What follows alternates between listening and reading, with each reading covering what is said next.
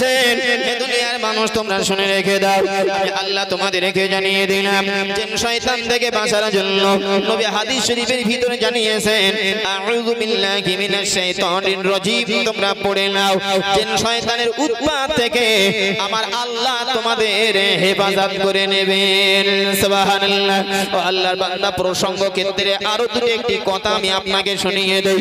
কখনো কখনো আমরা রাস্তাতে চলাফেরা করি, গভীর রজনীতে চলতে চলতে নিজের ভিতরে মনে মনে ধবন ইচ্ছা হয় যেন কি একটা হচ্ছে, পিছন দিক দিয়ে কে যেন হেঁটে হেঁটে আসছে, পায়ের খসখসানি আওয়াজ যেন হচ্ছে, এমনটি হয় না?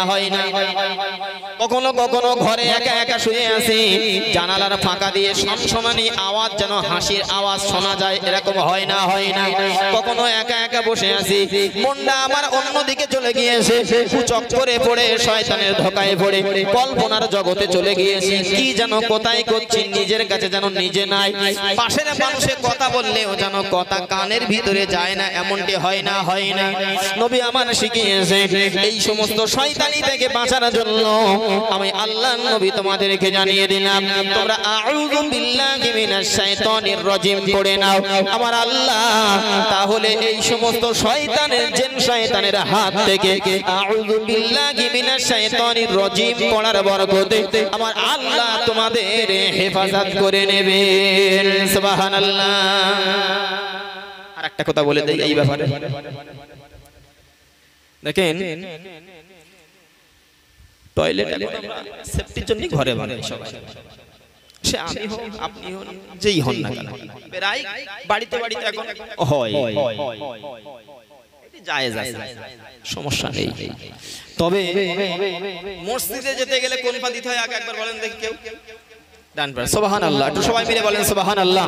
একটু আস্তে করে তাকবীর দেন তো, নারায়ে তাকবীর। এবার একটু জোরে বলেন নারায়ে তাকবীর।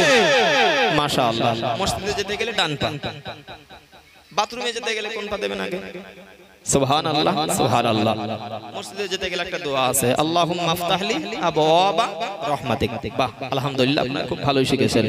তার অর্থটা কি? আল্লাহুম্মা আফতাহলি আবওয়াবা রাহমাতিক, হে আল্লাহ আপনি আমার জন্য আপনার রহমতের দরজা খুলে দেন। সুবহানাল্লাহ, সুবহানাল্লাহ। বাথরুমে যাওয়ার দোয়াটা কে বলতে পারবে? আল্লাহুম্মা ইন্নী আউযু বিকা মিনাল খুবুজি ওয়াল খাবাইস। বাহ, তার অর্থটা কি?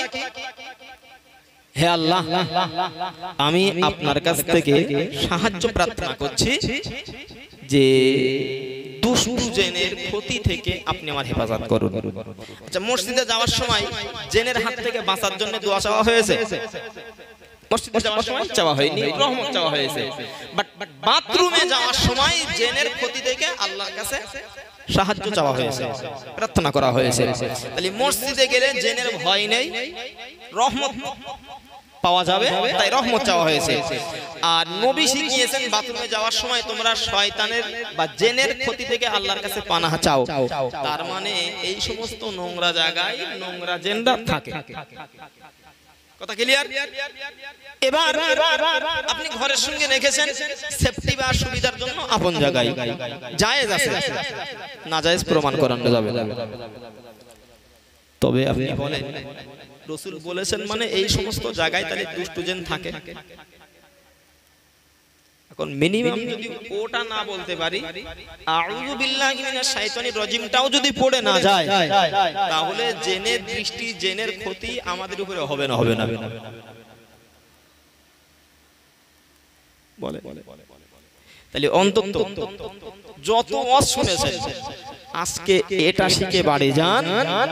মনে যদি কোনো শয়তানি চিন্তা ভাবনা হয়, এরকম সংশয়নী আওয়াজ যদি শোনেন বা পায়ের আওয়াজ কেউ ডাকছে পিছন থেকে তাকিয়ে দেখি কেউ নেই, সব থেকে বড় কথা আপনি বাথরুমে যখন যাবেন, ঘরের বাথরুমে অন্তত আপনি আউযু বিল্লাহি মিনাশ শাইতানির রাজিম বাইরে পড়ে তারপরে ভিতরে যাবেন। কথাটা ক্লিয়ার? আপনি বলবেন এবং সাথে সাথে বিশেষ করে মেয়েদের একটু বেশি বলে দেবেন, জিন যত ছেলেদের ধরে তার থেকে বেশি মেয়েদের ধরে।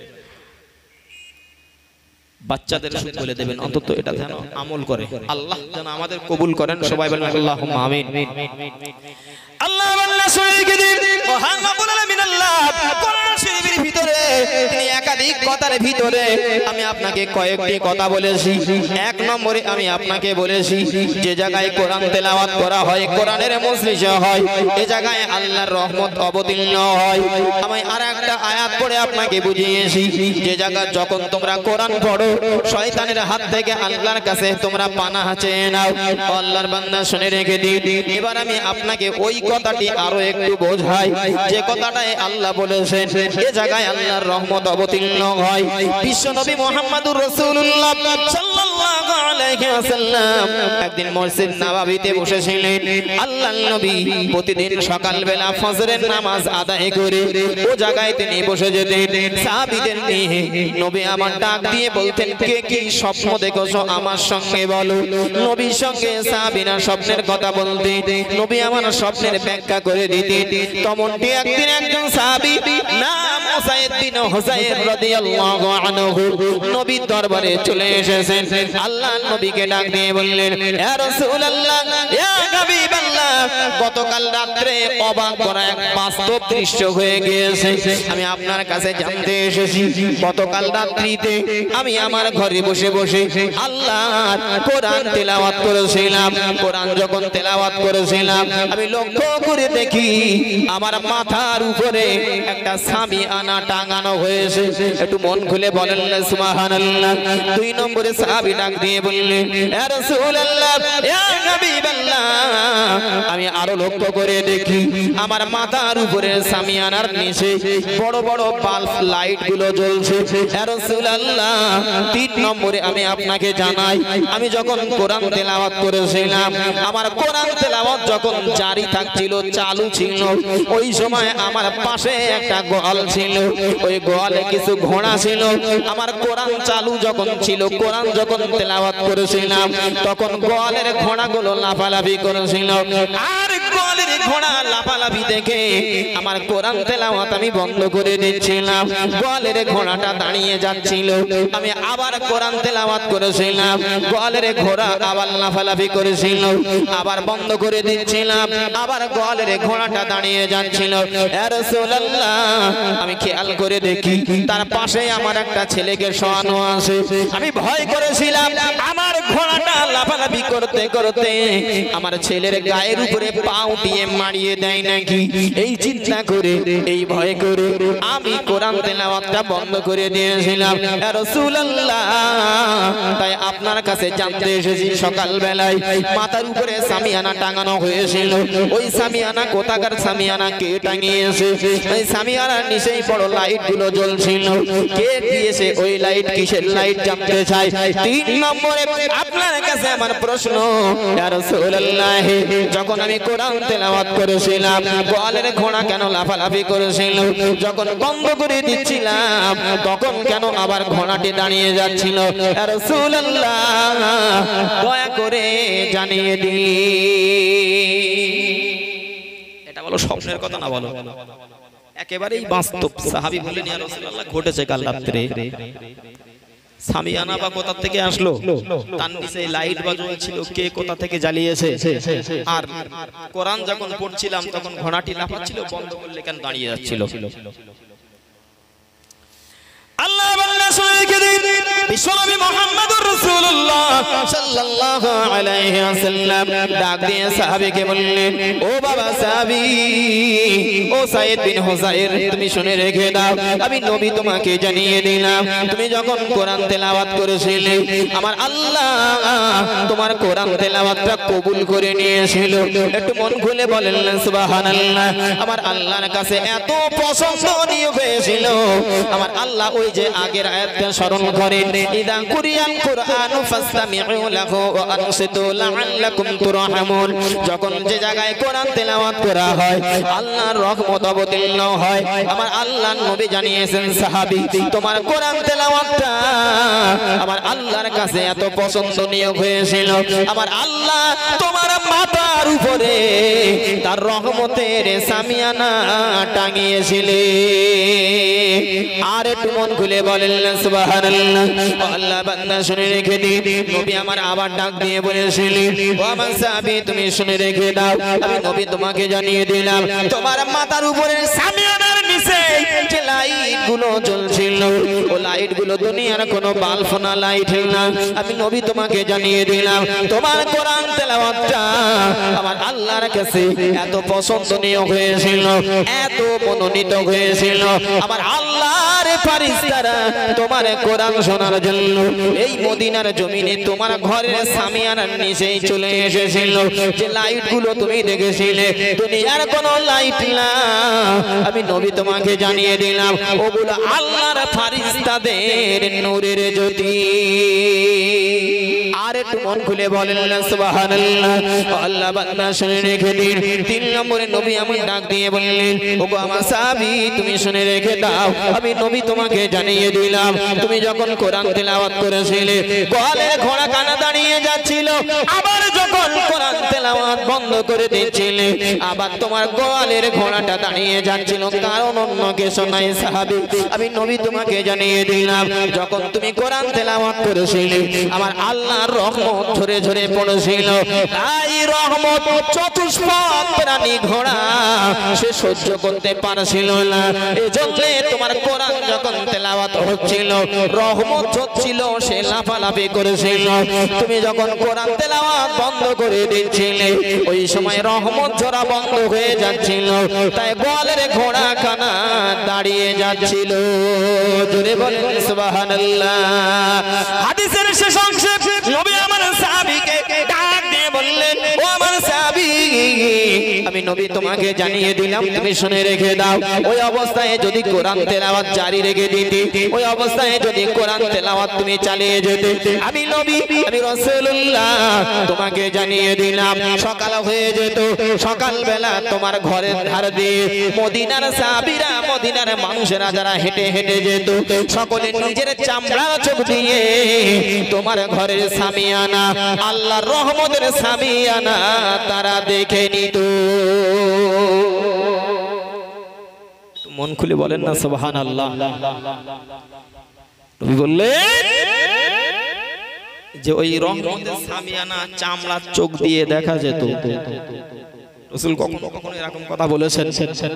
সূর্য গ্রহণ হয়ে গিয়েছে কদিন আগে, হয়ে গিয়েছে না আমাদের এখানে, অন্য দিক থেকে বেশি হয়েছে আমেরিকায় সমস্ত। মদিনায় একসময় সূর্যগ্রহণ হয়েছিল। সূর্যগ্রহণের সময় একটা কাজ আছে, কি বলেন সেই ইয়ে নিয়ে দেখা না, কি বলেন আমাদের যদি ঘলে তাহলে ওই সময় একটা কাজ আছে সঙ্গে যখন এসেছে এটাও একটু শিখে দেখে দেই। এই সময় নামাজ পড়তে হয়, যত সময় ওটা থাকে তত সময় নামাজ পড়তে হয়। রাসূল নামাজ পড়েছেন ওই সময় সালাতুল খুসুফ চন্দ্রগ্রহণ সূর্যগ্রহণের দুটো নামাজ আছে আলাদা আলাদা। এক সময় মদিনায় এরকম সূর্যগ্রহণ লেগেছিল, রাসূল নামাজ পড়ছিলেন, তো রুকু সেজদাগুলো এত লম্বা হচ্ছিল, আম্মা জান পিছনে ছিলেন, তিনি পরে বলেছিলেন রাসূল এত লম্বা রুকু সেজদা করছিলেন আমার তো মাথা ঘুরে যাচ্ছিল, মানে এত লম্বা হচ্ছিল আর কি। তো সাহাবীরা দেখলেন নবী সূর্যগ্রহণের নামাজ পড়তে পড়তে একবার সামনে এগিয়ে যাচ্ছেন, একবার পিছিয়ে আসছেন, একবার হাত লম্বা করছেন। আচ্ছা বলেন এটা কি নামাজের ভিতরে চলে? ঘুম লাগছে কার কার একটু হাত তোলেন দিন, দেখো এখন তো ঘুম লাগার কথা না, এখনই যদি ঘুমাই তাহলে মুশকিল তো। তবে সমস্যা হলো রাত্রি ঘুমাচ্ছে না, খুব একটা রাত্রি ঘুমাচ্ছে না। একতলা ঘর যাদের আর যদি এসি না থাকে বাস করার থেকে বাইরে বাস করা ভালো না, কি বলিস মানে ওর থেকে মনে হয় কি যে গরম হচ্ছে। কি বলছিলাম বলেন দেখি, কি বলছিলাম? সূর্যগ্রহণের নামাজের কথা বলছিলাম। কথা একটু শুনতে হবে, আবার যদি এর পরে কোনো বছর আসি তাহলে জিজ্ঞেস করবো বলো আগের বছরে কি বলেছিলাম, এই বছরে কি বলছি, 24 সালে সব জিজ্ঞেস করবো। আল্লাহ যেন স্মরণ রেখে আমল করার তৌফিক দেন। সবাই বলে আল্লাহুম্মা আমিন। আর একটু জোরে বলেন আল্লাহুম্মা আমিন। নারায়ে তাকবীর, মাশাআল্লাহ। সূর্যগ্রহণের নামাজ পড়তে পড়তে রাসূল এগিয়ে যাচ্ছিলেন, পিছিয়ে আসছিলেন, হাত লম্বা করছিলেন, এটা তো নামাজের ভিতরে চলে না। আল্লাহর বান্দা শুনে দিন নামাজ যখন শেষ হয়ে গিয়েছে সাহাবায়ে কেরামগণ ডাক দিয়ে নবীকে এবার প্রশ্ন করলেন, ইয়া রাসূলুল্লাহ, ইয়া হাবিবাল্লাহ, হুজুর আজকে যখন আপনি সূর্য গ্রহণের নামাজ আদায় করেছিলেন, নামাজ পড়তে পড়তে আমরা আপনাকে দেখেছি আপনি একবার সামনের দিকে এগিয়ে যাচ্ছেন, একবার সামনের থেকে পিছন দিকে চলে আসছেন, আবার মাঝে মাঝে আপনি হাতখানা লম্বা করে দিচ্ছেন। ইয়া রাসূলুল্লাহ, এটা কি নতুন কোন হুকুম এসেছে? কি ব্যাপার এক কথায় জানতে চেয়েছেন। নবী আমার ডাক দিয়ে বললেন, ইন্নী আরা মালা তারাউনা, আমি যা দেখি তোমরা তা দেখো না। সাহাবীরা, ওগো আমার সাহাবীরা, আমি নামাজ আদায় করতে করতে এই নামাজের ভিতরে দাঁড়িয়ে দাঁড়িয়ে আমি আল্লাহর নবী আল্লাহর দয়ার জান্নাত দেখছিলাম। জোরে বলেন সুবহানাল্লাহ, আর একটু মিলেমিশে বলেন না সুবহানাল্লাহ। আল্লাহর নবী ডাক দিয়ে বললেন, এই নামাজের ভিতরে দাঁড়িয়ে দাঁড়িয়ে আমি নবী জাহান্নাম দেখছিলাম। একদিকে জাহান্নাম দেখছিলাম, তখন জাহান্নামের ভয়তে এত তর্জন গর্জন আর প্রকার জাহান্নামের আগুন, আমি নবী নিজে ভয়তে পিছন দিকে চলে আসছিলাম। নবী আবার বললেন, যখন জান্নাত দেখছিলাম আমি এগিয়ে এগিয়ে যাচ্ছিলাম, আর আমি দেখছিলাম জান্নাতের ভিতরে আঙ্গুরের তোড়াগুলো, আঙ্গুরের থোলগুলো সব ঝুলছে। আমি নবী ওই সময় জান্নাতের ভিতরে আঙ্গুরের তোড়াগুলো নেওয়ার জন্য একটু হাতগুলো বাড়িয়ে দিচ্ছিলাম। ও সাহাবীরা শুনে রেখে দাও, আমি নবী তোমাদেরকে জানিয়ে দিলাম, যদি জান্নাতের ভিতরে আমি এগিয়ে গিয়ে ওই আঙ্গুরের তোড়াগুলো নিয়ে নিতাম, তবে এই দুনিয়াতে আমি নবী তোমাদের জানিয়ে দিলাম জান্নাতি আঙ্গুর ফলগুলো তোমরা খেতে পারবে। সুবহানাল্লাহ। নবী হাদিসের ভিতরে কখনো কখনো এরকম কথা বলেছেন। আরেকটা হাদিস বলি চলে, নবী এক সাহাবীর বাড়ি আমন্ত্রিত হয়েছে। তো আমরা সবাই জানি রাসূলের প্রিয় খাবার কি ছিলেন, মানে সবজি। বলেন লাউ, বলবেন তো আমি জানি। আর লাউ ঠিক গোশের ভিতরে যা খেতেন তার ভিতরে ঠ্যাং একটু বেশি খেতেন রাসূল, ঠ্যাং খেতে পছন্দ করতেন। এক সাহাবীর বাড়ি গিয়েছে, একটা ঠ্যাং দিয়েছে সাহাবী। রাসূল খেয়ে নেওয়ার পরে বললেন আরেকটা। কটা হয়েছে বলো? তুমি বলো, সেই পেছনের লোক আর কি, ওই মাথায় টুপি নি, এই বাচ্চা, এই হিসেবে আপনারা বলবেন কেন? কটা হয়েছে ঠ্যাং? বাহ। রাসূল 2 নম্বর ঠ্যাংটা খেয়ে বললেন আরেকটা। কটা হয়েছে বলো? 3 নম্বরটা খেয়ে বললেন আরেকটা। 4 নম্বরটা খেয়ে বললেন আরেকটা। আর কি হবে বলেন? ছাগল জবাই হয়েছে একটা, ছাগল জবাই হয়েছে একটা। 4 নম্বর খেয়ে রাসূল বলেন আরেকটা। এবার কি আর দেওয়া নাকি? নেই। কি বলো বলো? আল্লাহর বান্দা আল্লাহর নবী 3 নম্বর 4 নম্বর খেয়ে নিয়েছে। 4 নম্বর ঠ্যাং খেয়ে নেওয়ার পরে সাহাবীকে ডাক দিয়ে বললেন, ও সাহাবী আরো একটা। সাহাবী ওই সময় এই জবাবটাই দিয়ে বলেছিলেন, ইয়া রাসূলুল্লাহ, ইয়া হাবিবাল্লাহ, একটা ছাগলের কটা ঠ্যাং হয়? সাহাবী নবীকে ওই প্রশ্নটাই করেছেন, ইয়া রাসূলুল্লাহ, একটা ছাগলের কটা ঠ্যাং হয়? নবী সংখ্যা বলেননি। ওই সময় সাহাবীকে ডাক দিয়ে বললেন, ও আমার সাহাবা, আমি নবী তোমাকে জানিয়ে দিলাম, এই প্রশ্নটা যদি তুমি আমাকে না করে, যদি তুমি আমাকে জিজ্ঞাসা না করে আমি নবী বলেছি, এজন্য তুমি হাঁড়িতে চলে গিয়েছো। আমি রাসূল তোমাকে জানিয়ে দিলাম, ইলা ইয়াউমিল কিয়ামা, কিয়ামত পর্যন্ত যদি আমি নবী তোমাকে আদেশ দিতাম, হুকুম দিতাম, আর আমার কথা শুনে যদি কিয়ামত পর্যন্ত হাঁড়িতে গিয়ে আলগা করতে, আমি নবী বলছি কিয়ামত পর্যন্ত তুমি হাঁড়িতে গিয়ে ছাগলের ঠ্যাং পেয়ে যেতে। এটা হলো রাসূলের কথার বরকত। জোরে বলেন সুবহানাল্লাহ। রাসূলের কথা আমল করলে বরকত হয়, একটু মন খুলে বলেন সুবহানাল্লাহ। তো যাই হোক, আমি আপনাকে বোঝাচ্ছিলাম যে রাসূল মাঝে মাঝে এরকম কিছু কথা বলেছেন যেগুলো আপনি শুনলে অবাক হয়ে যাবে, তবে যারা করেছে আমল করে ফল পেয়েছে। সেই এক ইহুদির বাড়ির এক সাহাবী, সেই খেজুরের বাগানের ঘটনা আছে না, আটি ছাড়া খেজুরের চারা। জোরে বলেন সুবহানাল্লাহ। এটা তো আবু জাহাল একদিন খেজুর ডলে দিয়েছিল, খেজুর ডলে আটি বার করে দিয়ে বলছে এই খেজুর থেকে যদি চারা বার হয় তাহলে বলো মুহাম্মদ তুমি সত্য নবী। নবী নিজে হাতে করে আঁটিটা তুলে বাদ দেননি, কারণ আবু জাহাল পরে আবার বলতো যে তুমি কলকাটি করে আঁটিটা ওর ভেতরে রেখে দিয়েছে।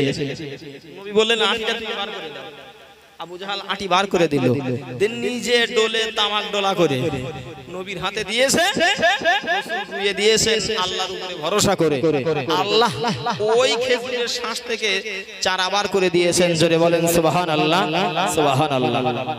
আরে বেড়ার গায়ে যদি আল্লাহর ওলির কথায় চাপা ফুল ফোটে, দেওয়ালয় পরিবর্তন হয়ে যদি বেড়া চাপা হয়, তাহলে আঁটি ছাড়া খেজুরে চারা হবে না রাসূলের কথায়। কিন্তু আমি বুঝাচ্ছিলাম অন্য একটা কথা, সাইডে একটু মজার কথা বলে নিলাম আর কি, যে জায়গায় আল্লাহর কোরআন তেলাওয়াত করা হয় সে জায়গায় আল্লাহর রহমত বর্ষণ হয়। এক সাহাবীর ওই বাড়ির কথা বলছিলাম, তাহলে বলেন দেখি এবার গোয়ালের ঘোড়াটা লাফালাফি করছিল কোন সময়? রহমত যখন অবতীর্ণ হচ্ছিল, কোরআন যখন পড়া চালু ছিল তখন লাফালাফি করছিল, বন্ধ করলে দাঁড়িয়ে যাচ্ছিল। এই সমস্ত রহমতের জায়গায়, এই সমস্ত কোরআনের মজলিস রহমতের জায়গা, তো এই সমস্ত রহমতের জায়গায় আপনি সব উট ঘোড়া খুঁজে পাবেন না, তাদের লাফালাফি বাইরে হবে। আপনি বন্ধ করে অন্য একটা কিছু করেন, সে জায়গায় আপনি পেয়ে যাবেন, কোনো সমস্যা নেই। এছাড়া আরো যদি বেশি বলি বাড়ি যাওয়া মুশকিল। আল্লাহর বান্দা শুনে রেখে দিন, তাই আমি আপনার কাছে বলতে চাই, আল্লাহর বান্দা শুনে রেখে দিন, আমি আপনার কাছে এই কথাগুলো সাইড দিয়ে নিয়ে একটা অ্যাঙ্গেল, একটা জায়গা তৈরি করে নিলাম। কিন্তু কোরআন শরীফের শুরুতে একটি আয়াত আমি পড়েছি, মহান রব্বুল আলামিন আল্লাহ কোরআন শরীফের ভিতরে বললেন, তাআওয়ানু আলাল বিররি ওয়াত তাকওয়া ওয়া লা তাআওয়ানু আলাল ইসমি ওয়াল উদওয়ান। মহান আল্লাহ জানিয়েছেন, ও দুনিয়ার মানুষ তোমরা শুনে রাখো, তোমরা ভালো কাজে, সৎ কাজে, হক কাজে, নেকির কাজে, দেশের দশের দাসের উপকারের কাজে তোমরা সাহায্য করো। জোরে বলেন না সুবহানাল্লাহ। আল্লাহর বান্দা পরের অংশে আল্লাহ বললেন, ওয়ালা তাআওয়ানু আলাল ইসমি ওয়াল উদওয়ান। আর অসৎ কাজে, ক্ষতির কাজে, পাপের কাজে, নোংরা কাজে তোমরা যেও না, বরং সে জায়গায় তোমরা সাহায্য করো না। জোরে বলেন সুবহানাল্লাহ। বর্তমান সময়ে যদি আমরা নিজেরা নিজেদের নিয়ে একবার বিচার করি, আমাদের পরিবরস্ত যারা তাদেরকে নিয়ে যদি আমরা বিচার করি, ও আল্লাহর বান্দা শুনে রেখে দিন, হয় আমরা অসৎ অনুষ্ঠানে যাই, নাইলে অসৎ অনুষ্ঠান আমাদের দ্বারাই তৈরি হয়, আর নাইলে কিছুই যদি না হয় অন্তত কিছু টাকা দিয়ে হলে তাকে তো সাহায্য আমাকে করতে হয়, আছে না নাই? আর কিছু এরকম উট ঘোড়া আপনি খুঁজে পেয়ে যাবেন, ভালো কাজে যখন আপনি সাহায্য চাবেন তখন তাদের একাধিক মুখের বুলি শুনলে আপনার মাথা খারাপ, নামাজে আসে না, মসজিদে আসে না, সারা বছর কোনো খোঁজ নাই, অথচ ফতোয়া দেবে চার দোকানে, শুনেই আপনি মনে করবেন মাঠ পাশ মুফতি, এত বড় মুফতি নাই, আছে না নাই? আল্লাহ বললেন ভালো কাজে সাহায্য করো, আর মন্দ কাজে তোমরা সাহায্য করো না, দূরে থাকো। এই হলো আমার আয়াতের বক্তৃতার মূল টপিক ছিল, কিন্তু আপনাদের এই অবস্থা থেকে একটু সাইডে গেলাম আর কি। একটি হাদিস পড়েছিলাম, নবী হাদিস শরীফের ভিতরে বললেন, হাক্কুল মুসলিমি আলাল মুসলিমি খামসুন ওয়া ফি রিওয়ায়াতিন সিত্তুন। নবী হাদিস শরীফের ভিতরে বললেন একজন মুসলমানের আর এক মুসলমানের প্রতি 5টা হক বা দায়িত্ব। অন্য একটা বর্ণনায় নবী বলেছেন 6টা দায়িত্ব। কটা আমার? আমি যদি মুসলমান হই তাহলে আরেক ভাইয়ের উপরে আমার দায়িত্ব কটা? 5টা। নবী আরেকটা বর্ণনায় বলেছেন 6টা। এই 5টা হক আমার উপরে, এই কথাটা বলতে বলতে টাইম আমার শেষ হয়ে যাবে, তবে 5টা কথা আশা করি ইনশাআল্লাহ সময়ের ভিতরে বোঝাতে আল্লাহ তৌফিক দিলে সক্ষম হব ইনশাআল্লাহ। একটু যদি আপনারা মনোযোগ সহকারে শ্রবণ করেন, তবে একবার দরুদ শরীফ পড়তে হবে, মনটা একটু ঝিমিয়ে ঝিমিয়ে যাচ্ছে, আর একটু উৎফুল্ল হবে। একটু মহব্বত দরুদ। আল্লাহুম্মা সাল্লি আলা সাইয়্যিদিনা মাওলানা মুহাম্মদ وعلى آله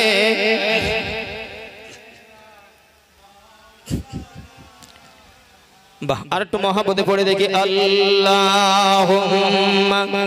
সাল্লি আলা সাইয়্যিদিনা মাওলানা মুহাম্মদ ওয়া আলা আলি সাইয়্যিদিনা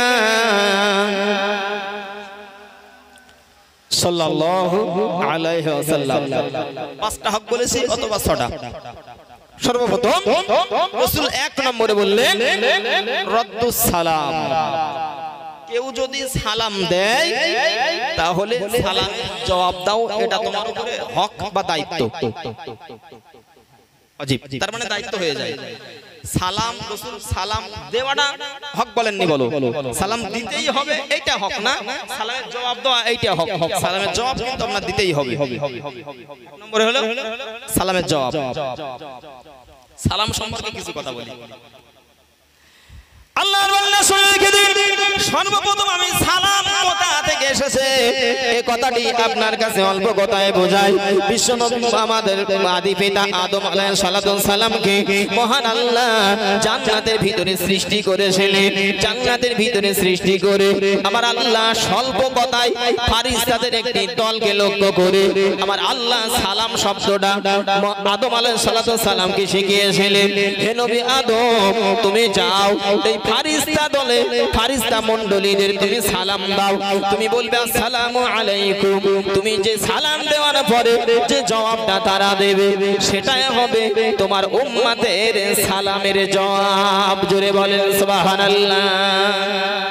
তাহলে সালাম শিখিয়েছেন আল্লাহ আর জবাব শিখিয়েছেন আল্লাহ। বললেন ফারিস্তারা যেটা দেবে ওটা হলো তোমার উম্মতদের সালামের জবাব। জোরে বলেন সুবহানাল্লাহ। আচ্ছা, এই কথাটা এর আগে কোনদিন শুনেছিলেন? শোনা হয়নি। এইজন্য বিভিন্ন মুখ থেকে শুনতে হয়। জানেন না এরকম ব্যাপার না, কিন্তু সব বলা সম্ভব না। আল্লাহর নবী আদম আলাইহিস সালাম আমার আল্লাহর নির্দেশ মতো ফেরেশতা মণ্ডলীদেরকে সর্বপ্রথম তিনি সালাম দিয়েছেন, আসসালামু আলাইকুম। আমার আল্লাহর ফেরেশতারা নবী আদম আলাইহিস সালামকে লক্ষ্য করে ওয়া আলাইকা সালাম তানারা বলে দিয়েছেন। ওয়া আলাইকা সালাম মানে আপনার উপরেও শান্তি বর্ষিত হোক। আমার আল্লাহ শিখিয়ে দিয়েছেন তুমি সালাম দেবে তাদের বহু বচন ব্যবহার করে আসসালামু আলাইকুম, তোমাদের উপরে শান্তি বর্ষিত হোক।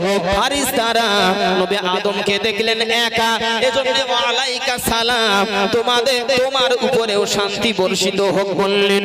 কিন্তু আমরা যখন সালাম দেওয়া নেওয়া করি উম্মতের জন্য ওয়া আলাইকুমুস সালাম বলি, তার মানে বহু বচন ব্যবহার করা হয়। যদি একজনও থাকে তারপরে ওয়া আলাইকুম বলে বহু বচন ব্যবহার করা হয়। তিনি নিজে এবং কোন কোন বন্দনায় বলা হয়েছে তার কাঁধের দুই কাঁধে দুইজন ফেরেশতা আছে। দুই আর এক তিন মানে হলো বহু বচন। এজন্য ওয়া আলাইকুমুস সালাম এটি আমার নবী শিখিয়েছেন উম্মতের জন্য, এটা হলো জবাব। জোরে বলেন সুবহানাল্লাহ। ও আল্লাহর বান্দা শুনে রেখে দিন, সুবহানাল্লাহ মিনাল্লাহ কোরআন শরীফের ভিতরে সালাম সম্পর্কে জানিয়েছেন। কোরআন শরীফের 5 পারা 10 পৃষ্ঠার নিচে আমার আল্লাহ বললেন ইদা হাইয়্যিতুম বিতাহিয়্যাতিন ফাহাইয়্যু বিআহসানা মিনহা আও রুদ্দুহা। যখন তোমাকে কেউ সালাম দেবে তখন তুমি তার সালামের জবাবখানা সে যেমন ভাবে সালাম দেবে আরো সুন্দর করে জবাব দেবে। জোরে বলেন সুবহানাল্লাহ। সালাম যেভাবে দেওয়া হবে উত্তরটা তার থেকে আরো ভালো করে দেওয়া হবে। ভালো হবে কিভাবে বলেন দিন দেখি। সুবহানাল্লাহ, কাজ হয়েছে অনেকটা।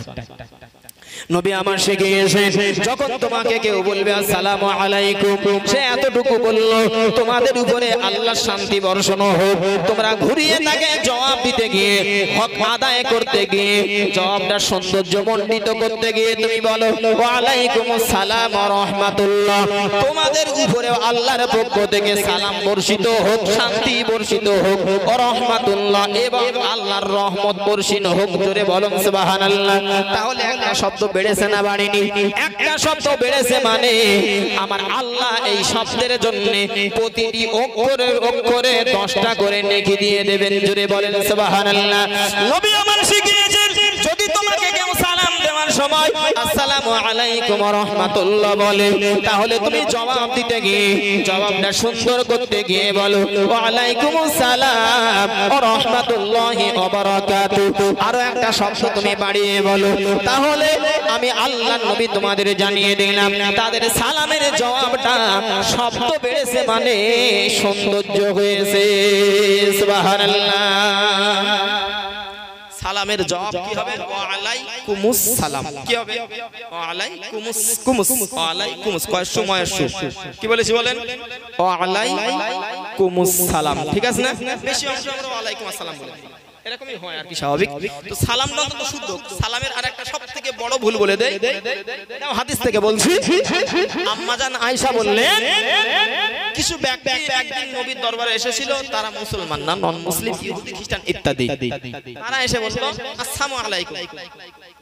সালাম না, ল শব্দটা লাম শব্দটা আউট করে দিয়ে আসসালামু আলাইকুম। সামুন মানে হলো মরণ, সালাম মানে হলো শান্তি। তাহলে উচ্চারণ ঠিক না হলে কত সমস্যা। আম্মা জান আয়েশা বললেন তারা যখন বলল আসসালামু আলাইকুম ইয়া আহলাল বাইত, হে ঘরের মানুষ তোমাদের উপরে মৃত্যু হোক, আর তাদের ভিতরে ধূর্ত ছিল এটাই যে আমরা বাইরে থেকে বলবো এমন ভাবে ওরা যেন মনে করে, ঘরের মানুষ যেন মনে করে আমাদের শান্তি বর্ষণের দোয়া করেছে। আসলে আমরা বলবো আসসালামু আলাইকুম, লামডা আউট করে দিয়ে মানে মরণ হোক তোমাদের উপরে। আম্মা জান আয়েশা রাদিয়াল্লাহু আনহা তিনি খেয়াল করে শুনেছিলেন, ঘুরিয়ে দিয়ে বললেন ওয়া আলাইকুমুস সালাম, মরণটা তোমাদের উপরে হোক। রাসূলুল্লাহ বললেন বিবি আয়েশা, আমি পৃথিবীতে নরমতা অবলম্বন করতে এসেছি, তুমি এমনটা বলো না। খুব যদি বেশি বলতে হয় তো ওয়া আলাইকা বলো, আর এর বেশি আর বলো না। তো সালাম দেওয়ার সময় আমাদের সব থেকে মারাত্মক ভুল হলো টানা করে সালাম বলে দিলে, এরা মাসে না নেই বলেন, একটু ভালো করে দেওয়ার চেষ্টা করেন। তাহলে কি বলবেন আজ থেকে? আসসালামু আলাইকুম। লক্ষ্যটা যেন অবশ্যই উত্তরটা হবে ওয়া আলাইকুমুস সালাম। জোরে বলেন সুবহানাল্লাহ, সুবহানাল্লাহ। দেখেন দেখেন শান না দিলে কিন্তু ওয়াজ বড় খুব দামি ওয়াজ বড়, ঠিক বলি না? ওয়াজ কিন্তু খুব গুরুত্বপূর্ণ। আমি একটা না ইচ্ছা করলে বলিস না শুরু থেকে শেষ পর্যন্ত শেষ করে দিতে পারবো, কিন্তু এই সমস্ত কথাগুলো আপনি খুব কম শুনতে পাবেন। সালাম সম্পর্কে সত্যি কথা বলছি। আল্লাহর বান্দা শুনে গেলেন বিশ্বনবী মুহাম্মদুর রাসূলুল্লাহ সাল্লাল্লাহু আলাইহি ওয়াসাল্লাম তিনি সালাম সম্পর্কে বলেছেন, হে দুনিয়ার মানুষ তোমরা শুনে রেখে দাও, আমি নবী তোমাকে জানিয়ে দিলাম, তোমাদের জানিয়ে দিলাম আফসুস সালাম, তোমরা সালামের প্রচলন ঘটাও, সালামের এমন প্রচলন ঘটাও। একটা হাদিসে আছে বাইনাকুম, তোমাদের নিজেদের মধ্যে সালামের প্রচলন ঘটাও। এই হাদিস টুকরো বলার আগে নবী আমার বলেছেন তোমরা একে অপরকে ভালোবাসো, একে অপরকে মহব্বত করো, আর মহব্বত করার যত তোমাদের মধ্যে কল কৌশল আছে তার ভিতরে আমি নবী তোমাদের শিখিয়ে দিলাম।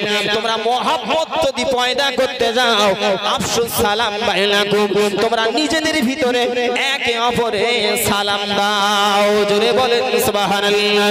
যদি তোমরা সালাম দিতে পারো একে অপরের ভিতরে তোমাদের মহব্বত তৈরি হবে, একে অপরের ভিতরে ভালোবাসা তৈরি হবে।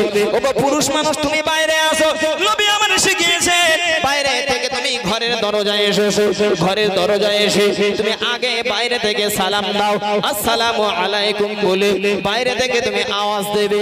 ঘরের ভিতর থেকে তুমি যদি সালামের জবাব না পাও, প্রথমবার দিয়েছো সালামের জবাব পাওনি, দ্বিতীয়বার দিয়েছো সালামের জবাব পাওনি, তৃতীয়বার তুমি সালাম দিয়েছো ঘরের ভিতর থেকে কোনো জবাব পাওনি, এরপরে যদি জবাব তোমার না আসে তবে আমি নবী তোমাকে জানিয়ে দিলাম আমার আল্লাহর রহমতের ফারিস্তারা তোমার সালামের জবাব দেওয়ার জন্য তোমার বাড়িতে চলে আসে। তোমার মানুষেরা জবাব না দিলে আল্লাহর ফারিস্তারা তোমার সালামের জবাব দেয়।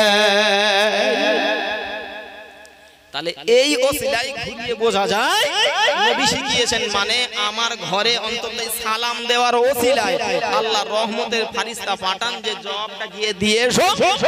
জবাব দেওয়ার জন্য হলেও আল্লাহর রহমতের ফেরেশতা আমার বাড়ি আসে। জোরে বলেন সুবহানাল্লাহ, সুবহানাল্লাহ। এটাও সালামের ওসিলা।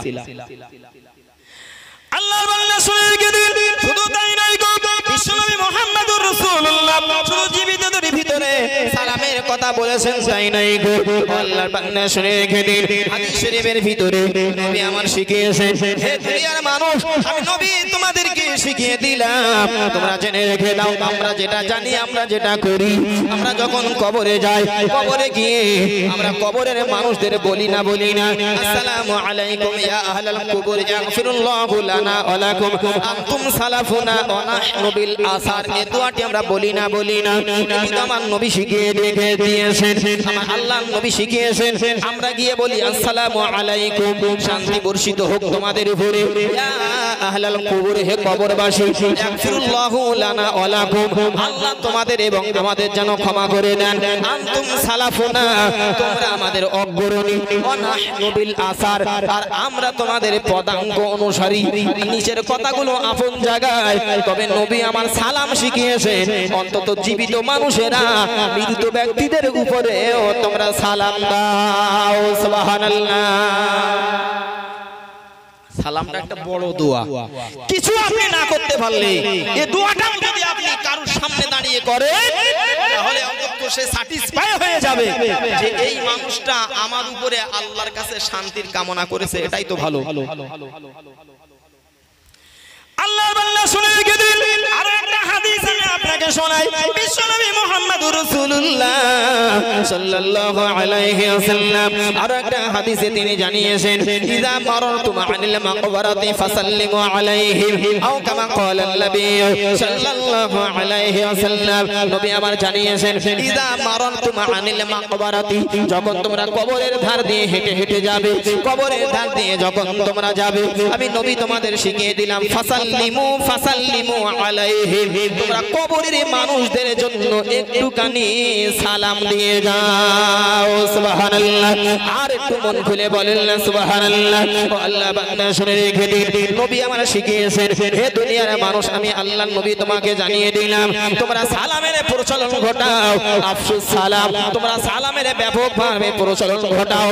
আলামান আরাফতা ওয়া মান লাম তারিফ, আও কামা ক্বালান নবী সাল্লাল্লাহু আলাইহি ওয়াসাল্লাম, তোমরা চেনো আর না চেনো, তোমার পরিচিত হোক অথবা অপরিচিত, তুমি দেখা বলে সঙ্গে সঙ্গে তাকে সালাম দাও, সালামের প্রচলন ঘটাও। তুমি একবার সালাম দিয়ে আসো, আও হাজারুন, যদি একটা গাছের আবদাল দিয়ে আবার আসে, আবার তাকে তুমি সালাম দাও, আও জিদারুন, অথবা দেওয়ালের নাসিল ঘুরে আবার এসেছে, আবার তাকে তুমি সালাম দাও। এত পরিমাণে সালামের তোমরা প্রচলন ঘটো। আমি আল্লাহর নবী জানিয়ে দিলাম, আলামান আরাফতা ওয়া মান লাম তারিফ, তুমি চেনো আর না চেনো তাকে তুমি সালাম দাও। জোরে বলেন সুবহানাল্লাহ। সালামের প্রচলন ঘটাও। এই চেনো আর না চেনোর ব্যাপারটাই একটুখানি ভেঙে দেওয়া দরকার। চেনো না চেনো বলতে তাহলে আপনি হিন্দু কাউরা মানে নন মুসলিম তাদেরকেও সালাম দেবেন, তাহলে কি হবে? চিনি না চিনি বলতে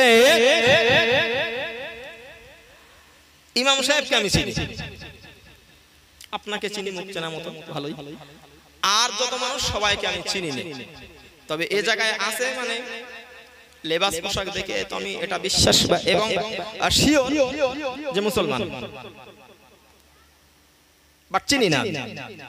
আমার কোনো কুটুম না, পরিচিত নেই, নাম জানি না, বাড়ি কোথায় কিচ্ছু জানি না। তবে শুধু এতটুকু বুঝতে পারছি যে মাথায় টুপি, গায়ে জামা, মুখে দাড়ি, তাহলে মুসলমান। সালাম দাও। সুবহানাল্লাহ বলেন, একটু মন খুলে বলেন সুবহানাল্লাহ।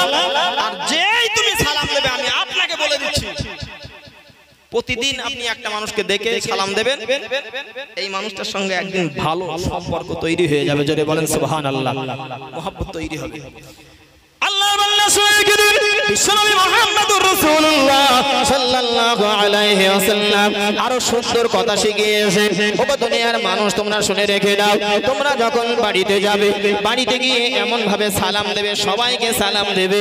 নবী আমার হাদিস শরীফের ভিতরে বললেন, যদি কোনো মানুষ বাড়িতে গিয়ে সালাম দিতে পারে, বাড়ির বিবি যদি সালামের জবাব দিয়ে দেয়, সালামের জবাব দেওয়ার পরে যদি স্বামী আর স্ত্রীতে হাতে হাত দিয়ে মুসাফা করে, আমি আল্লাহ নবী জানিয়ে দিলাম স্বামী আর স্ত্রীর সারা দিনের হাতের ছোট গোনাগুলো আমার আল্লাহ সব ঝরিয়ে দেবে। সুবহানাল্লাহ। আর একটু জোরে বলা যায় না সুবহানাল্লাহ? আল্লাহ বান্দা শুনে রেখে দিন, নবী আমায় জানিয়েছেন তুমি বাড়িতে গিয়ে কি বলে ডাক দেবে।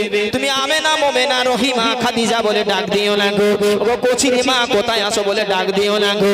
কোথায় সে আসে তুমি তাকে ডাক দিয়েছো, মানে রহিমা বলে ডাক দিয়েছো, রহিমা। সে এবার ঘুরিয়ে বলল কোথায় ছিল, এবার এসেছে, দেখো অবস্থা কেমন। আপনি না না না না এমন করে হাঁকাহাঁকি চিল্লা চিল্লি না করে ঘরের বাইরে দাঁড়িয়ে যদি আপনি তাকে সালাম দিতে থাকেন, হাজার রাগও যদি তারা হয়ে থাকে, মন খারাপও যদি হয়ে থাকে, তাহলে আপনি সালাম দিলে অন্তত জবাব তাকে দিতেই হবে। সুবহানাল্লাহ। আর জবাবটাই দেবে। আমার নবী শিখিয়েছেন স্বামী স্ত্রীর সালামের মাঝখানে আমার আল্লাহ একে অপরের ভিতরে মহব্বত পয়দা করে দেয়, মহব্বত সৃষ্টি করে দেয়। জোরে বলেন না সুবহানাল্লাহ। নবী আমার শিখিয়েছেন সবথেকে তোমাদের হকের ভিতরে বড় হক হলো তোমরা সালামের জবাব দাও, সালামের ব্যাপকভাবে প্রচলন ঘটাও। কিন্তু দুর্ভাগ্য হলো আমরা আমি আমার বাবার বোনের ফুফু বলি, আব্বার বোনের কি বলি, আপনি কি বলেন? এই হুজুর ছোট মানুষ হবে না। তোমার আব্বু কই? হ্যাঁ, তোমার আব্বু কই? আব্বুর বোন চেনো? আব্বুর যে বোন হয় চেনো? বোন নেই। কারে আজ বলো, ছোট মানুষ চলে গেছে। আব্বার বোনের, মার বোনের বেটি, আন্টি, এরকম হয়েছে না এখন? এরকম হয়েছে? আচ্ছা, দোস্ত এই 30 বছরের নিচে যে সমস্ত ছেলেপিলে দোস্ত করেছে, কেরা কেরা একটু বলতে পারবে না? সে আউটে বয়ফ্রেন্ড গার্লফ্রেন্ড সই আউট, দোস্ত আউট, বয়ফ্রেন্ড জিএফ বিএফ আরো সহজ। সে তো বুড়ো মানুষ বুঝবে না। তাহলে বোন আউট হয়ে আপা হলো, ফুম্মা খালা আউট হয়ে আন্টি বেটি হলো। একদম সত্যি বলছি, খালা অথবা ফুম্মা এরকম একটা কিছু বলিস তা সে বলছে সে কেরা? তাহলে এই ছোট বাচ্চা বেটি আর এই আন্টি বুঝে এমন হয়েছে যে খালা না ফুম্মা আমার দুটোর একটা হবে শব্দ, বলে সে তাহলে কেরা হবে সেটা? তার মানে ওই শব্দটা শুনে কথা বলতে শিখিয়েছে, তো বলে দিয়েছে এটা তোমার আন্টি, ওটা তোমার বেটি, আর বোন থাকলে এটা তোমার আফা। তাই হয়েছে? ওগুলো সব ভুল। আল্লাহর বান্দা শুনে গেলেন, কে আপনাকে শিখিয়েছে? আন্টি শিখিয়েছে? না না, ফুম্মা থেকে যদি আন্টি হয়, খালা থেকে যদি এমন করে আন্টি হতে পারে, ফুম্মা থেকে যদি বেটি হতে পারে, ও আল্লাহর বান্দা শুনে রেখে দিন, বোন থেকে ঘুরে যদি তা আপা হতে পারে, সই ঘুরে যদি এমন করে গার্লফ্রেন্ড হতে পারে, দোস্ত ঘুরে যদি বয়ফ্রেন্ড হতে পারে, ও আল্লাহর বান্দা সবগুলো শিখেছে তার পিতা মাতার কাছ থেকে, মায়ের কাছ থেকে, এবং অথবা বোনের কাছ থেকে, এই বাবা মায়ের কাছ থেকে সব পেয়েছে। আপনার গুড মর্নিংটা আউট হয়ে একবার কেন সালাম হলো না? দোস্ত আউট হয়ে যদি গার্লফ্রেন্ড বয়ফ্রেন্ড হতে পারে, তাহলে হ্যালো আউট হয়ে সালাম হতে পারে না? এই তো সমাজের অবস্থা। সব শিখছে আমাদের কাছ থেকে। তাদের এই সমস্ত খাদ্যগুলো দিচ্ছে আমরা। একটা বাচ্চাটা একদিন বলেছিলাম, এই পড়াশোনার ব্যাপারে কথা বলতে বলতে সে একটা বাচ্চা বলছে বিরাট ফ্রি ফায়ার খেলতে পারে। কোথায় শিখেছি? বলে কেন? রাত্রে যখন শুয়ে পড়ি আমার আব্বা আর মা খেলা করে, ওই দেখে দেখে আমি ফ্রি ফায়ার এত শিখেছি, আমার সঙ্গে আর কেউ পারে না পাড়া ছেলে মিলে। ভালো রসদ পাচ্ছে বাবার মার কাছ থেকে। সালাম শেখায়, বিসমিল্লাহ বলে খাওয়া শেখাবে, আউযু বিল্লাহি মিনাশ শাইতানির রাজিম বলে টয়লেটে যাওয়া শেখাবে, সকালবেলা উঠলি পার গুড মর্নিং বলে দেয়। হচ্ছে সেরকম। আল্লাহর বান্দা শুনে রেখে দিন, হাদিসের কথা আমি আপনাকে বলছিলাম।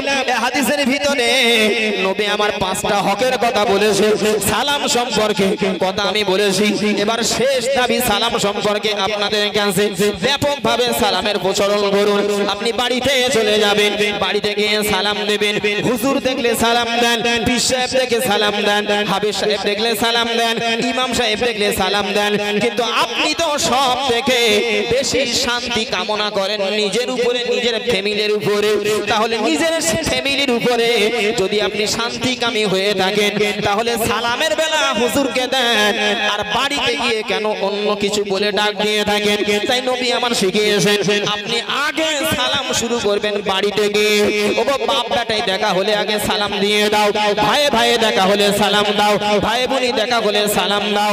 সব থেকে তোমার বড় দায়িত্ব হলো স্বামী আর স্ত্রী দেখা হলে বাড়িতে গিয়ে আগে সালাম দাও। জোরে বলেন সুবহানাল্লাহ। যদি তা দিতে পারেন তবে নবীর একটা সুন্নাত আদায় করা হবে। যিনি জবাব দেবেন তিনি একটা হক আদায় করতে পারবেন। আল্লাহর বান্দা শুনে রেখে দিন, সালামের ভিতরে কত সওয়াব না শুনেছেন?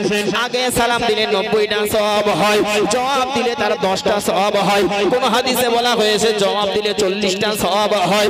আল্লাহর বান্দা সালামের সওয়াব দিয়ে, সালাম দিয়ে নাকি তোমরা কামাই করতে চাই না? একজন সাহাবীর নাম বলছি, শুনে রেখে দেন।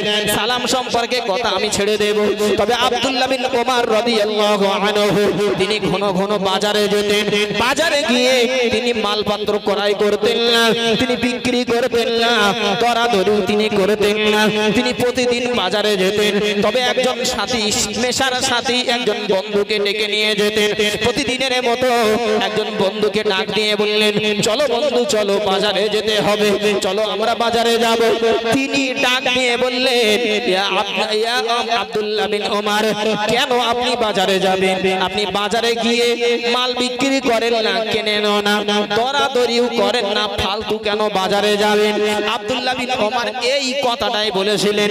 হাদিসের ভিতরে নবী আমার বললেন, তিনি বলেছিলেন, ইয়া আবা বাতনি, বাতন মানে হলো পেট, আবুন মানে হলো পিতা, হে পেটের পিতা। আর আমাদের হুজুর যখন পড়াচ্ছিলেন হাদিসটা, তিনি এই ভাষায় বলেছিলেন, তিনি বলেছিলেন, হে ভড়ি মোটা। কথা ওমরের পুত্র আব্দুল্লাহ ওই বন্ধুকে ডাক দিয়ে বলেছিলেন, হে ভড়ি মোটা, বাজারে কি আমি ফাও যাই নাকি?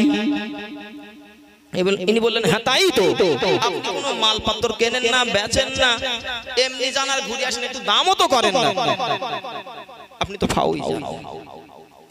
ওমরের পুত্র আব্দুল্লাহ রাদিয়াল্লাহু আনহু ডাক দিয়ে বলেছিলেন, ও বন্ধুল্লাহ, বাজারে আমি এমনি এমনি ফাও ফাও যাই না, বাজারে আমি যাই, কত মানুষের সঙ্গে সাক্ষাৎ হয়, কত মানুষের সঙ্গে দেখা হয়, তারা আমাকে সালাম দেয়, আমি তাদের সালাম দেই, সালাম বিনিময় হয়, সালামের মাধ্যমে আমার কত নেকি হয়। জোরে বলেন সুবহানাল্লাহ। আল্লাহর বান্দা শুনে রেখে দিন, তাই টাকা খরচ হয় না, পয়সা খরচ হয় না, সময় ব্যয় হয় না। ভালো খবর না জিজ্ঞাসা করে আগে আপনি বন্ধু যেই হোক না কেন আগে সালাম দেবেন। সালাম দেওয়ার মধ্যে অনেক রহমত, ভালোবাসা এবং আল্লাহর পক্ষ থেকে আপনি অনেক নেকি পেয়ে যাবেন। জোরে বলেন সুবহানাল্লাহ। বাংলাদেশে আমি কোনোদিন ওয়াজ করতে যাইনি, তবে অনেকবার সুযোগ হয়েছে। এক বাংলাদেশি ভাইয়ের সঙ্গে দেখা হলো, আপনি বাংলাদেশে যান না কেন? আমি ওই যে স্টেজে লাঠি ছুড়ে, জুতো ছুড়ে, তরোয়াল নিয়ে ওঠে, তো সে আমার উত্তর দিল যে ওটা আলাদা ব্যাপার, যাই হোক। তো একটা কথাই বলছিলেন যে সালামের এমন প্রচলন, এত সালাম মানে ওদের কাছে চলে, যদি কেউ কারোর কাছে টাকা পায়, অনেকদিন টাকা চেয়েছে দিচ্ছে না, তো অন্তত সে গিয়ে এরকম বলে, আসসালামু আলাইকুম, অমুক ছেলে টাকা দে। গালাগালি দিয়ে হুমকি দিয়ে হুইপচারি করুক যা করুক কিন্তু আগে সালামটা দিয়ে নেয়। মানে সালাম এত পরিমাণে ওরা ব্যবহার করে, সালামের প্রচলন এত। তো আমি আপনাদের কাছে দাবি করছি আজ থেকে বাড়ি গিয়ে সালাম দেবেন, বাড়ি গিয়ে আজ থেকে সালাম দেবেন। কে কে বলেন দিন দেখি, দিতে পারবেন? এর আগে থেকে কি দেন না আজ থেকে দেবেন? আজ থেকে দেবেন। আলহামদুলিল্লাহ, আল্লাহ কবুল করেন। সবাই বলেন আল্লাহুম্মা আমিন। আজ যারা আছেন দিতে পারেন বাড়ি গিয়ে সালাম দেওয়া যাবে? আপনি দেন, তা দেখে মনে হচ্ছে হয়তো চাষিমা মনে করেন যে মাথা খারাপ হয়ে যায়, আজকে বাড়ি এসে পার মনে পীর হয়ে গেছে, এরকম কোনো ব্যাপার না।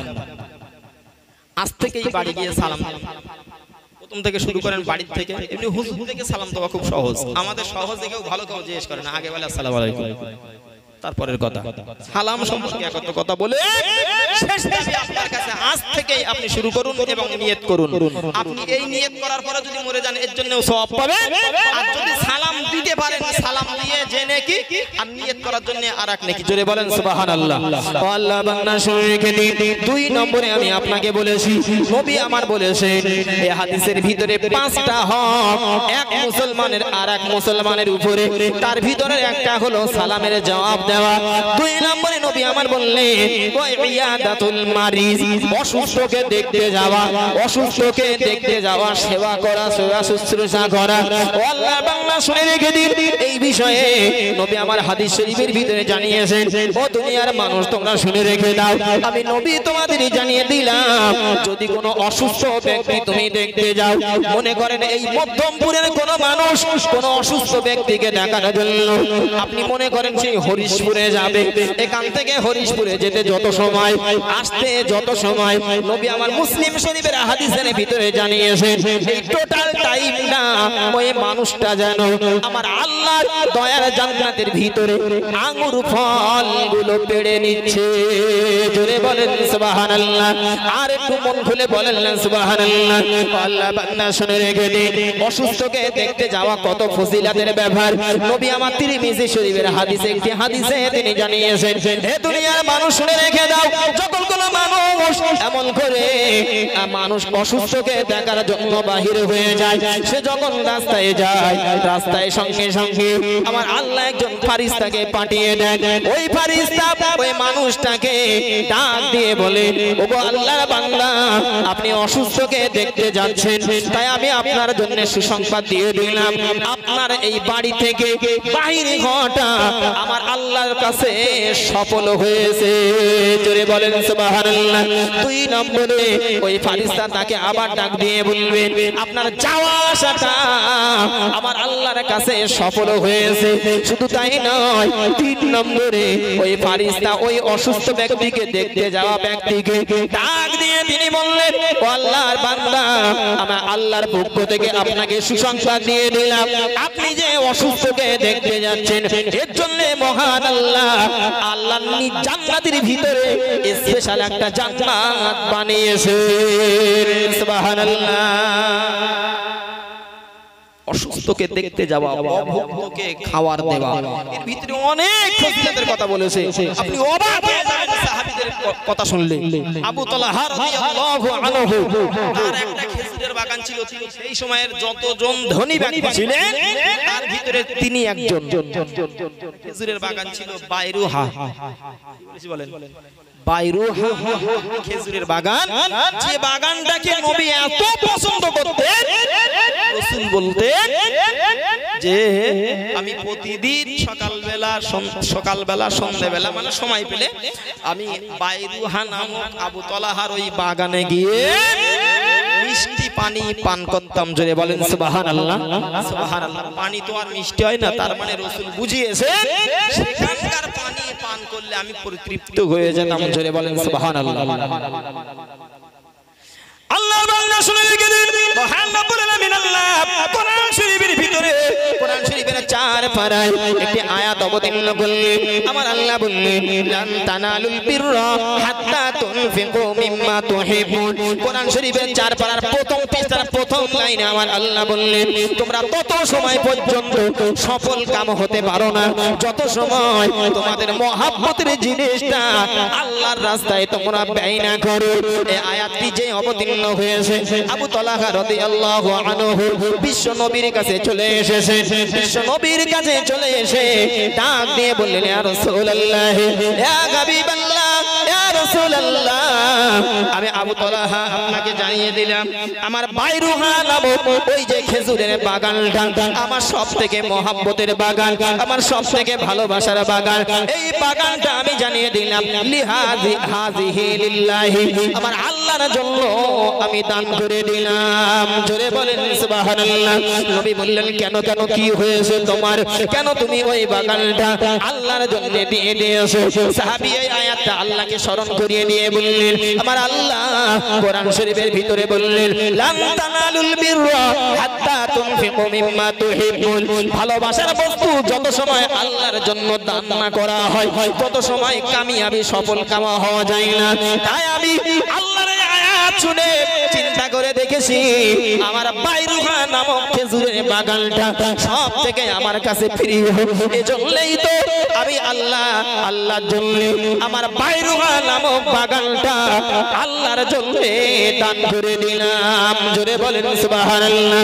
এজন্যই তো আল্লাহর বান্দা শুনে রেখে দিন আমার আল্লাহ এমনিতেই কোরআনের ভিতরে বলেননি, আমি আল্লাহ জানিয়ে দিলাম কাতাবানা আমি আল্লাহ লিখে দিয়েছি ফি কুলুবিহিম তাদের অন্তরের ভিতরে ঈমান। আমার আল্লাহ বললেন আমি তাদের অন্তরের ভিতরে তথা সাহাবীদের অন্তরের ভিতরে ঈমানটা লিখে দিয়েছি। জোরে বলেন সুবহানাল্লাহ। সাহাবীদের অন্তরের ভিতরে ছিল ঈমান, এজন্য আল্লাহর পক্ষ থেকে কোনো আদেশ আসলেই সঙ্গে সঙ্গে পালন করত আমার আল্লাহ। এজন্য কোরআন শরীফের ভিতরে সাহাবীদের জন্য বললেন রাদিয়াল্লাহু আনহুম ওয়া রাদুহু আন। আমার আল্লাহ বললেন আর আমি আল্লাহ জানিয়ে দিলাম সাহাবীদের উপরে আমি আল্লাহ রাজি, সাহাবীরা আমার উপরে রাজি। এজন্য আমি আল্লাহ যাদের উপরে রাজি আমি জানিয়ে দিলাম ইয়াদখুলুল জান্নাতা বিগাইরি হিসাবিন।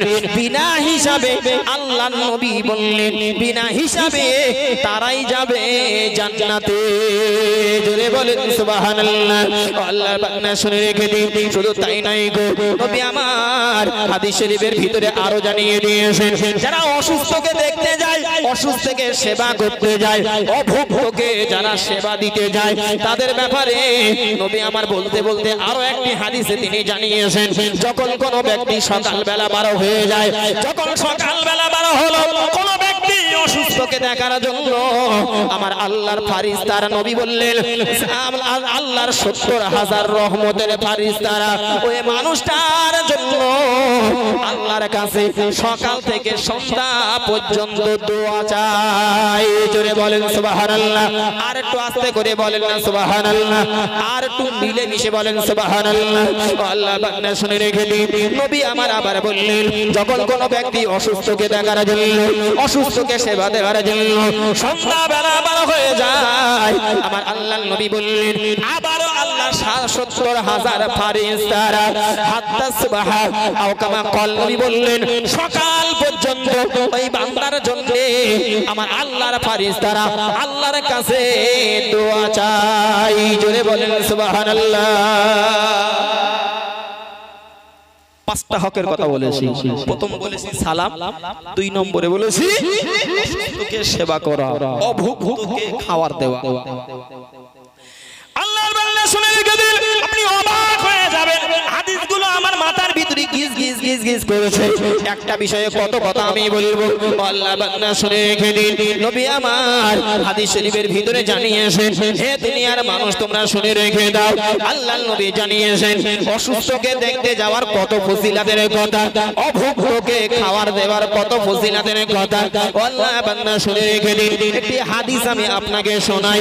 বিশ্ব নবী একদিন স্বপ্ন দেখছিলেন, স্বপ্নে নবী আমার দেখছিলেন যেন আবু জাহল জাহাল জান্নাতের ভিতরে আবু জাহাল ঘুরে ঘুরে আঙ্গুর ফলের তোড়াগুলো ছিঁড়ে ছিঁড়ে নিচ্ছে, তোড়া থেকে আঙ্গুর ফলগুলো ছিঁড়ে ছিঁড়ে নিচ্ছে। সকাল হলো, ঘুম ভাগলো, রাসূল আমার বড় চিন্তায় পড়ে গেলেন, কি ব্যাপার, আমি কি দেখেছি?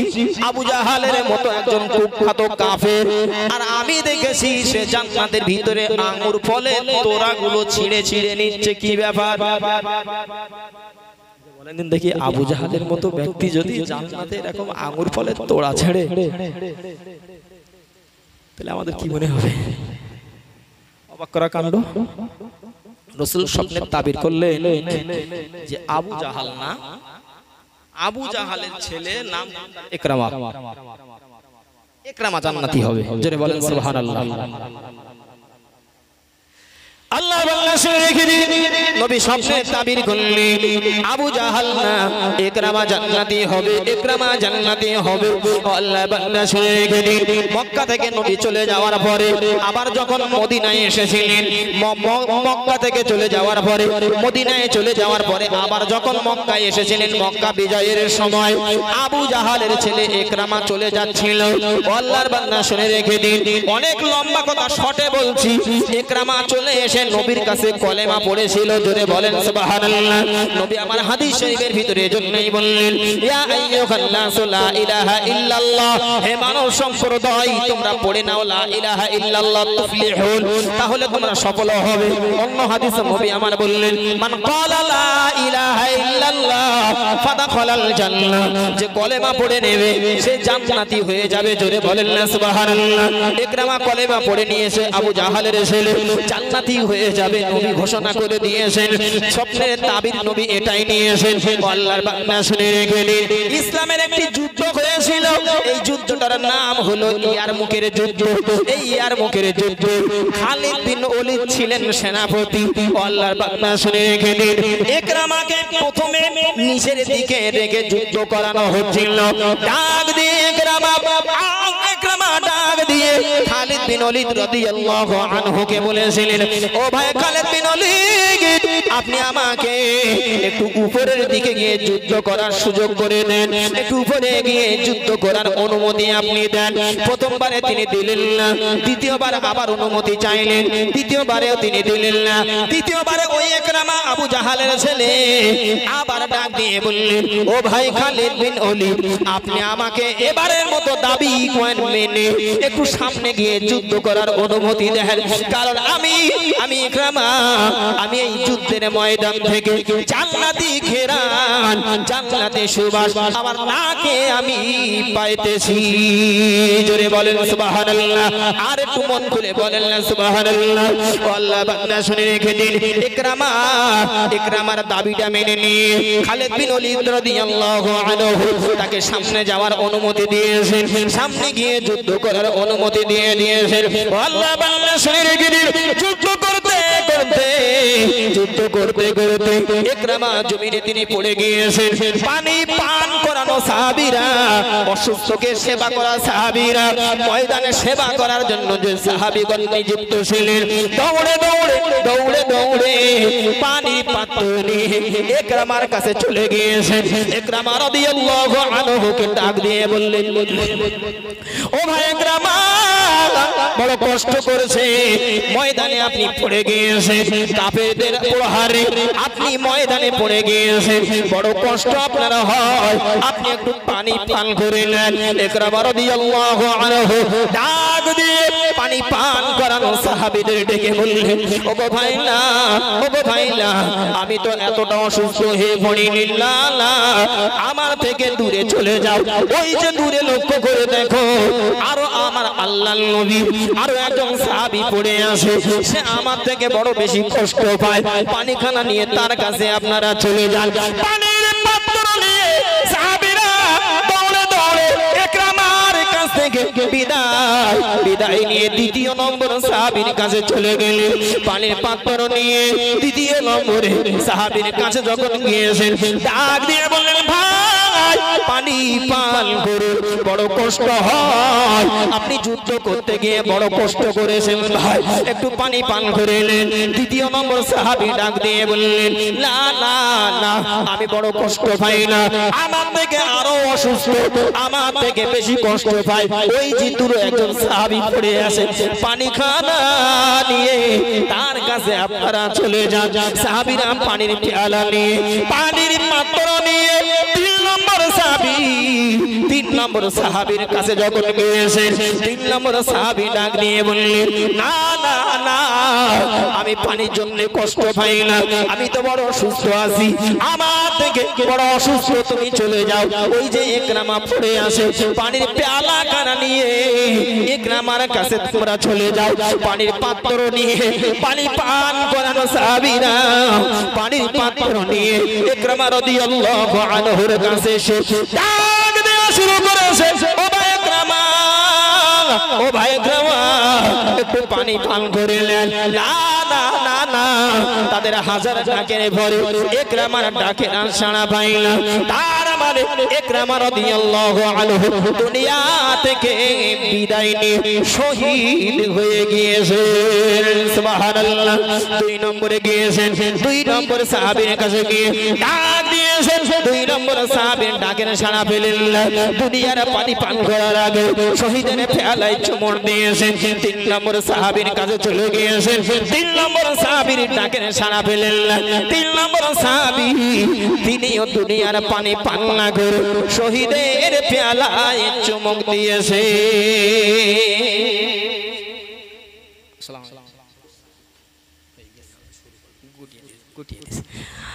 কি বলছিলাম?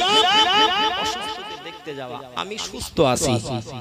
সাহাবী বললেন, আমি সুস্থ আছি, 2 নম্বর সাহাবীর কাছে নিয়ে যান। 2 নম্বর সাহাবী বললেন, 3 নম্বর কাছে যান। 3 থেকে ঘুরে আসতে আসতে দেখেন ইনি দুনিয়া থেকে শহীদ হয়েছেন। এই রকম একটা অবস্থাতে বলছেন আমি সুস্থ আছি, অন্যকে সুযোগ করে দিয়েছেন, উনি বেশি আমার থেকে কষ্ট পাচ্ছেন, পানি তার কাছে নিয়ে যান। আর আমাদের কাছে কে কিছু চাইতে আসলে চাইতে আসে মানে শুকরিয়া আদায় করবে। পরিস্থিতি আল্লাহ আমার ওই রকম রাখিনি যে তার কাছে আমার হাত পাততে হবে, বরং আল্লাহ আমার সম্মান দিয়েছেন বলে অন্যরা আমার কাছে আসছে, শুকরিয়া আদায় করবে। সুযোগ হলে অসুস্থকে দেখতে যাবে। কটা কথা বলেছিলাম? 5টা হয়েছে। কটা?